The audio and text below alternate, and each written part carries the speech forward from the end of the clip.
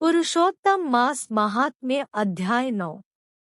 सूची कहने लगे कि इसके पश्चात नारद जी विस्मयुक्त हो मेधावी ऋषि की कन्या का वृतांत पूछने लगे।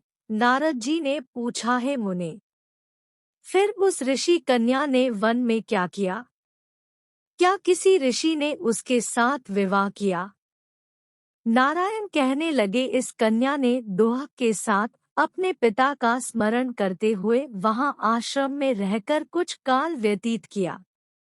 भाग्यवश एक दिन उस वन में अपनी इच्छा से विचरते हुए महाकोप वाले दुर्वासा मुनि आ गए। दुर्वासा मुनि को आता देखकर शोक सागर में डूबी हुई उस कुमारी ने उठकर धीरज धारण करके मुनि के चरणों में नमस्कार किया। नमस्कार करके मुनि को अपने आश्रम में लाई। अर्घ्य पाद्य और वन के नाना प्रकार के फलों से आदर करके मुनि का पूजन किया। फिर मुनि कन्या आदर से कहने लगी, हे मुने, आपको नमस्कार है।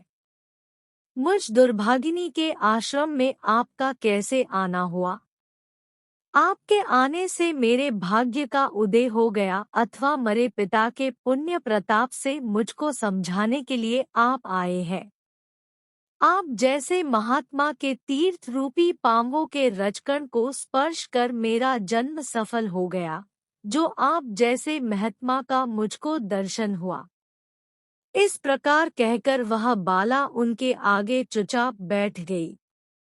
तब दुर्वासा मुनि कुछ हंसकर बोले, धन्य है ब्राह्मण पुत्री, तुमने अपने पिता के कुल का उद्धार कर दिया है। कन्या बोली, है ऋषि, आपके दर्शन मात्र से ही मेरा शोक समुद्र सूख गया। हे मुने, आप जो यहाँ आए इसका परिणाम अच्छा ही होगा और मैं उत्पन्न हुई महाअग्नि की ज्वाला से जल रही हूँ।